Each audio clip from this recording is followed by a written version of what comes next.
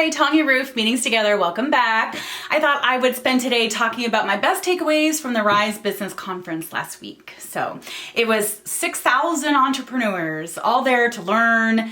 And when Rachel was marketing the conference, she said, oh, you can come alone, but you won't leave alone. I thought, oh, that's marketing fluff.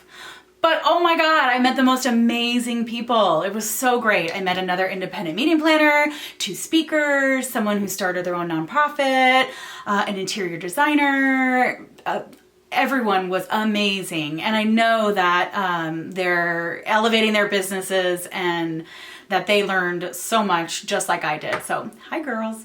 Anyways, so I get to this conference, and if you've ever not gone to a conference that you weren't a part of planning, you need to go, because it was so nice to be able to just sit back and enjoy the conference and not worry about, did I put that on the BEO? Did that get on the BEO? Or does that speaker, did they send in their presentations? Is that the updated presentation on the zip drive? Do people call it a zip drive anymore? I don't know. No, USB, that's what it's called. But anyways, so it was such a great opportunity to get to go to this conference. And if you're an introvert and don't want to do stuff like that, luckily you have me, and now I can tell you all the wonderful things and that I learned from this Rise Business Conference. So the first person, Tom Bilyeu, said you need drive to couple with ambition. So ambition is like your dream, your goal, and drive is the steps that it's going to take you to get there. So the greatest conference, you imagine it, it's beautiful, wonderful. Well, you can't just sit and imagine it. You have to have drive to get you to take the steps to make that event the best event ever. Mallory Roncal, she said, trust your whisper. So you know there's that little voice inside of you, not the mean one, not Pam, there's that voice that's like, this conference, they have been coming here for years and they never do a welcome reception. I think they could benefit from doing a welcome reception. Say something. Don't just keep it inside. Say something. Trent Shelton, 5 Pillars of a Championship Mindset. Great book. He's an NFL player for all the meeting planner men out there. He basically says, if it's not adding to your life, subtract it. I don't even like math, but I love that statement. If it's not adding to your life, subtract it. That personally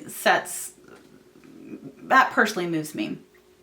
Brendan Burchard, did you live? Did you love? Did you matter? That's what he asks himself every day. We are what we repeatedly do. We are what we repeatedly do. So you're not going to get a 5-star rating at your hotel if you were provided great service to one conference. You need to keep showing up repeatedly, over and over, showing up. That's who you are. Amy Porterfield, she is in the marketing space. So she says engagement is more important than the number of subscribers. So just because I have 2 YouTube subscribers doesn't mean that I'm not going to show up for you guys. I am here. I am killing it. My 2 subscribers, that's who I need to focus on, is you guys. So, show up. Engagement is more important. Quality over quantity. And your email list is the energy of your business. So your client list that you have is the energy of your business. So make sure that those clients that you're reaching out to, meeting planners that you're trying to get to your hotel, that you're constantly engaging with them. They're not just not responding to your calls. Get engaged with them. Dean Graziosi said, love what you do so much that you're doing people a disservice if you don't get your message into their hands.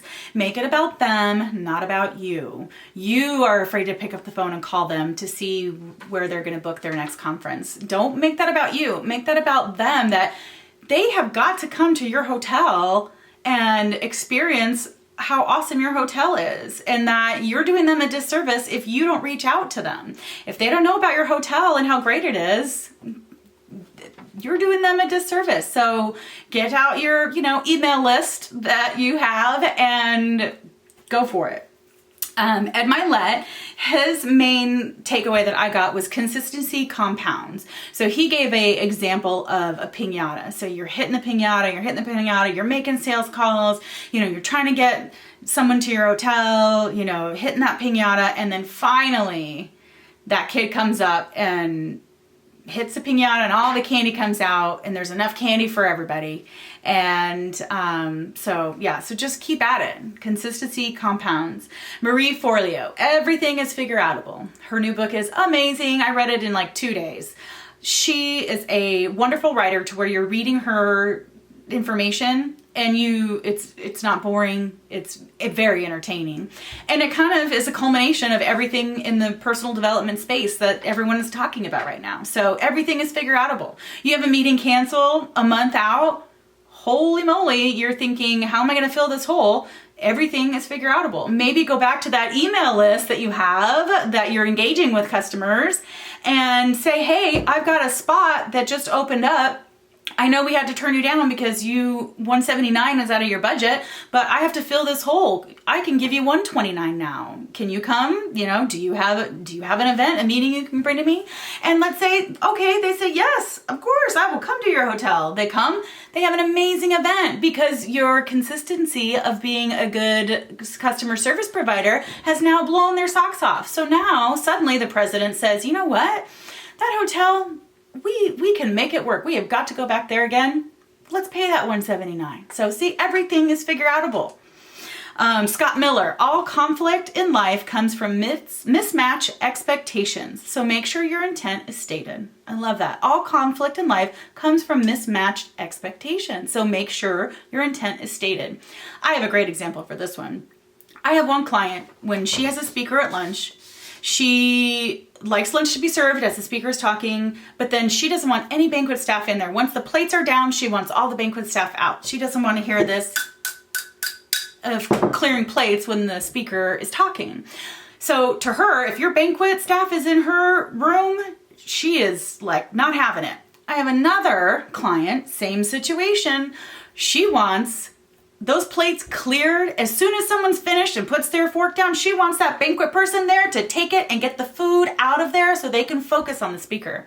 The same situation, two totally different meeting planners, two totally different expectations.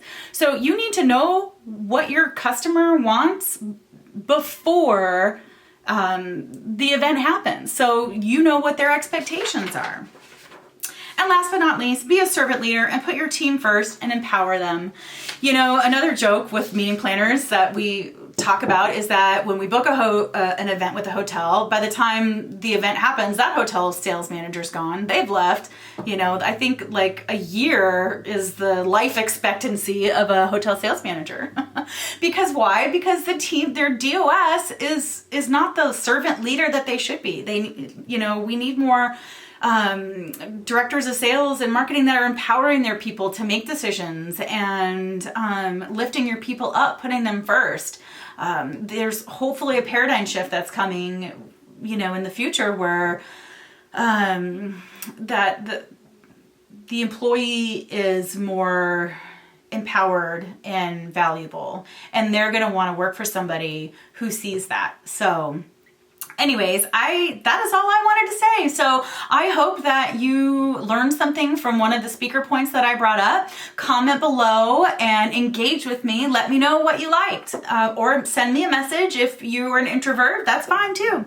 I'll be back next Friday for more. So hopefully you're going to be back here next Friday to join me. So today, do that one small step that is going to take you forward to the next better version of you. All right, we'll see you next Friday. Bye.